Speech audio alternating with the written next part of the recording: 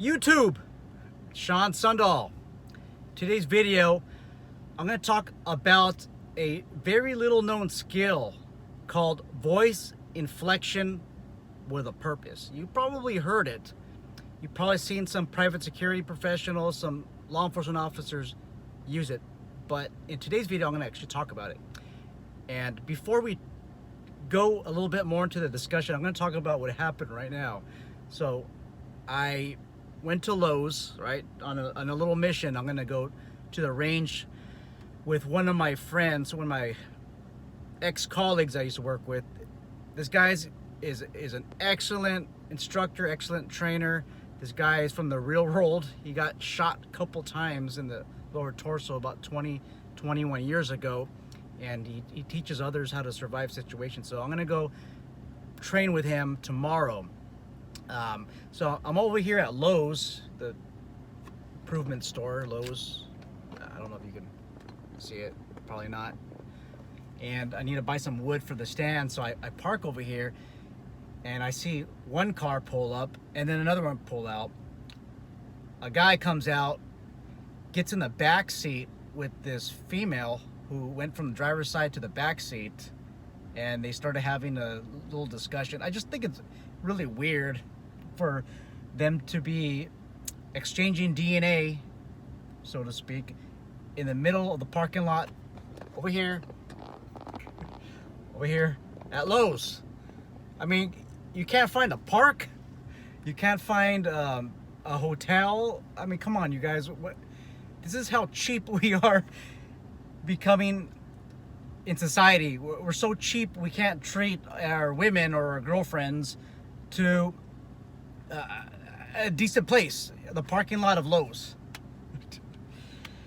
All right, let's move on. Okay, so another thing I wanted to talk about is if you guys haven't watched my buddy, a security guard, I think his real name is DJ, and he runs the security guard channel. If you guys haven't subscribed to his channel, check it out. He's on my recommended list, and I watch his videos, and it helps me gain a better understanding of private security. Those of you who are new to this channel, right now at this moment, I am in law enforcement. I'm going on my 19th year as being a law enforcement veteran, and I have, between the time I was 18 and now, off and on, I worked about 5 years of private security in different establishments. So right now at the moment, I am not working, I'm not out there in the field working private security. So I try to stay current, and I want to make sure that the knowledge that I am trying to transfer over to you guys on this channel has relevance in the private security sector. So I listen to my man at the security guard channel, and he keeps me updated. There's some other channels I listen to, but I really like his channel. This guy's real. I learned a lot from him. He's honest, okay? I started looking at different channels, and I started noticing that the guys running the shows aren't honest, and then I would catch them in some lies. So that just, really pisses me off when people do that. But this guy's good. He's good people.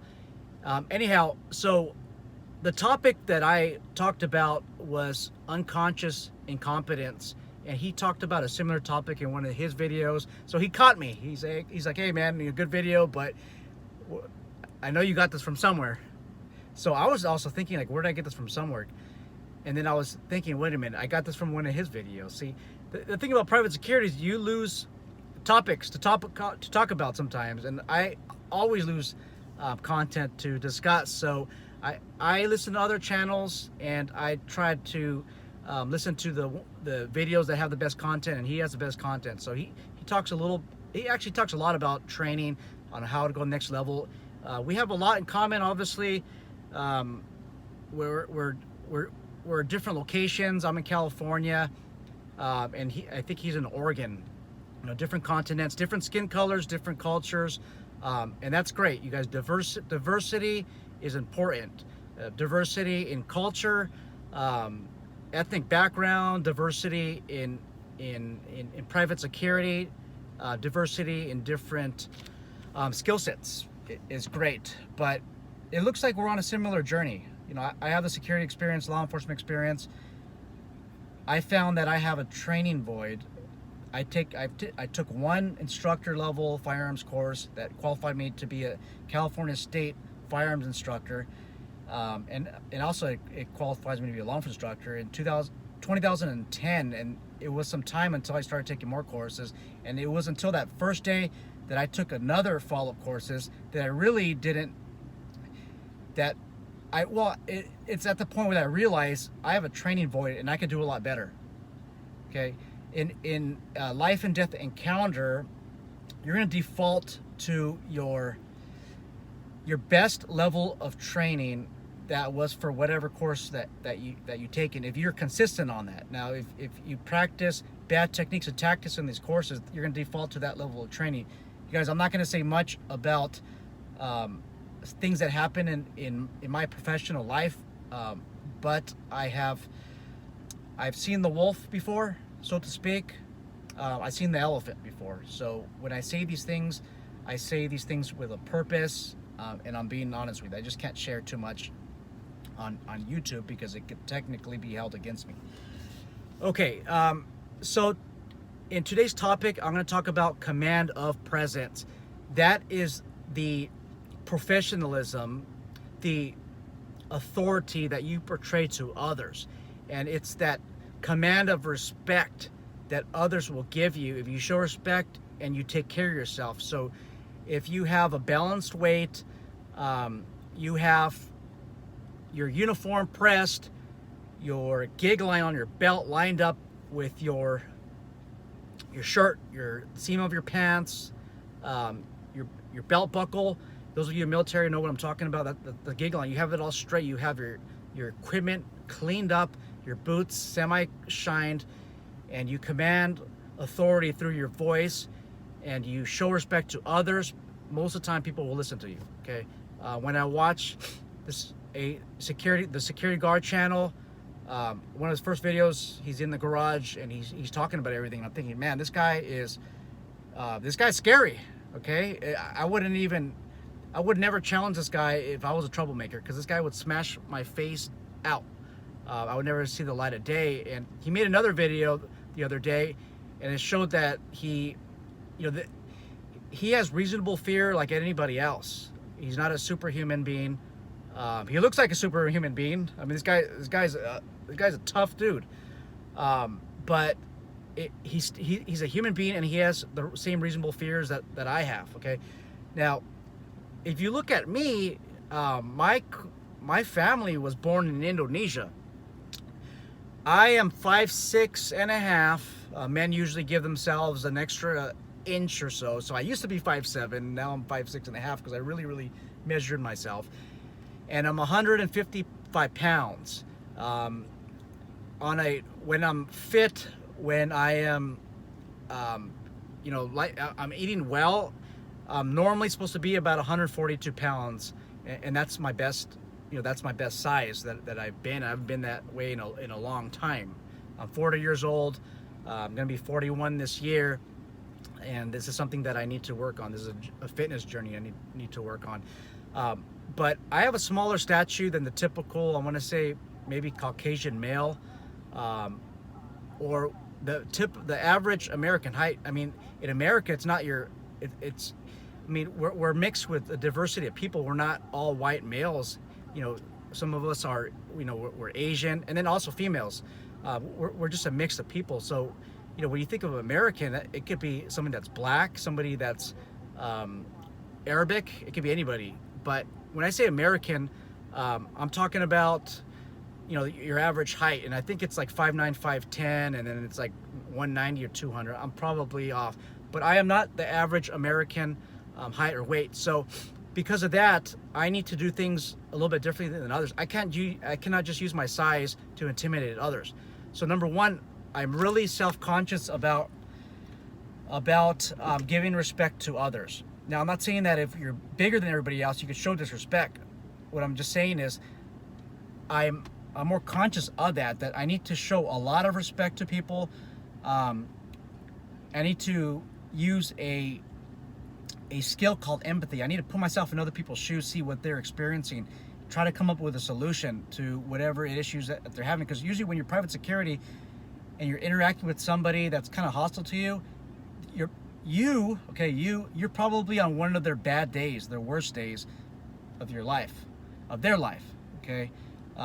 Or maybe one of the worst days in their life for that year, for that month, or the moment. Okay, when you're private security, that's just what happens. They may not show you respect, but what I know is most of the time, if you show somebody respect, they'll do the same thing back. So put yourself in their shoes, and I do that a lot. Okay, I put myself in their large shoes because I'm a smaller guy. Now, I train in firearms, arrest and control techniques. Okay, I can do a lot better with these things. And obviously, physical health conditioning is something more I need to work on. But you guys, I need to rely on empathy.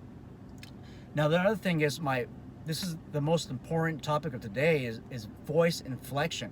It's not what you say, but it's how you say it. So if somebody's getting close to me, okay, walking close to me, I might say, hey, dude, or hey, man, you gotta get back. Go and step back. I might say that because I want to be polite. Like, hey, step back. Get back. Hey, man, you're getting way too close. You're going to need to step over there. If I want to make a point, okay, those of you who are not the big, strong people, or maybe in your mind, you don't feel that you're as strong as other people, or maybe you don't have that mindset, I'm going to show you something a little bit differently. So when somebody comes close to me, I want to back off. I will look into their eyes as if I am looking through their eyes. And I'm telling myself that if something happens, okay, I'm going to start I'm going to attempt to get them into a control move, maybe a rear wrist lock, some type of takedown technique. And if he offers some resistance, I might want to consider some distractions, okay? When I mean distractions, I mean distraction blow, okay? And if it's reasonable, necessary, I'm gonna do that distraction blow, okay? Get them confused, disoriented, and then I'll go for the takedown. Now, obviously, it has to be reasonable, okay? The guy comes after you with a punch, starts throwing some fist, or walks up to you with clenched fists, is about to hit you. Hey, you know what? In my opinion, okay, just my personal opinion, you can distract blow this person, okay? I'm not gonna do wrist locks and arrest and control techniques that I learned in the private security sector, law enforcement. If this guy's about to punch my face in, I'm gonna start punching him a couple times until he's distracted, get into that move. But that's what I'm envisioning. I look through this person, look through their eyes, and I get very, very angry. See, a guy once told me, a guy that I work with and he saw that I lost in a fight in my first law enforcement job. He saw that I lost, got my ass kicked. He said, look, Sean, you got to get mad, get angry, get pissed off. Okay, and that's what you got to do to survive. And that's what I wasn't doing. So you're going to get angry, you get pissed off, you're going to see right through the person like this person's invisible. And just envision yourself giving this person distraction blows until he submits. Okay, so I'm going to role play. Instead of just saying, sir, I need you to get back up. Okay? Mental preparedness. Envision everything that I just told you right now. See through the person. See that you're going to win. Get back! Get back! Okay? You got to be the meanest guy in the field at the moment. Get back! Get back! Okay? You're using everything from below here. You're projecting from here. Okay? See that? Get aggressive. Okay? At least verbally. Okay? A couple times what I've done is I drew my baton and I'll do the same thing. Get back! Get back! Like that. Okay? Like I'm really pissed off. Like I am gonna just start using my baton reasonably, violently, but reasonably. Okay? And I'm envisioning that in my head.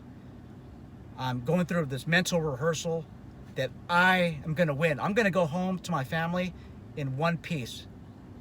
And this is the mindset that you should use if you feel that you're weaker than others, you feel that you are physically less capable of taking somebody down, like how I often feel. You got to be able to change yourself. You have to be able to change from peaceful private security officer, customer service, to I'm going to tear your head off the next minute. Okay, now are you going to tear somebody's head off? No, but you have to psych yourself out when it comes down to the fight. Okay, you guys, this is not legal advice. This is not professional advice. If you use my techniques in the wrong context, the wrong situation, you could see yourself potentially going to jail, maybe overdoing it where you might be using some excessive force. So take the techniques that I taught to you right now and take it before a professional that trains in martial arts, trains in arrest and control techniques, and ask, what do you think about this technique? Ladies, okay, I know I do have some ladies on this channel, maybe about 10%. The same thing. You have to be able to say something in a way where somebody else would understand that you're gonna do what you say you're gonna do. Okay, especially for ladies. There's a lot of self-defense training out there for women, and one of the techniques is confidence. The instructors will teach you, will show you how to speak confidently, okay, to your aggressor, that you're gonna win the fight. Okay, hey, you guys, I want all of you guys to be safe out there. Remember, this is not professional advice, this is not legal advice, everything that I discussed in this video. If you guys have any comments, discussions, or you like this video, please like, subscribe, share this with other people so that they can go home safely the next day. You guys, take care and be safe.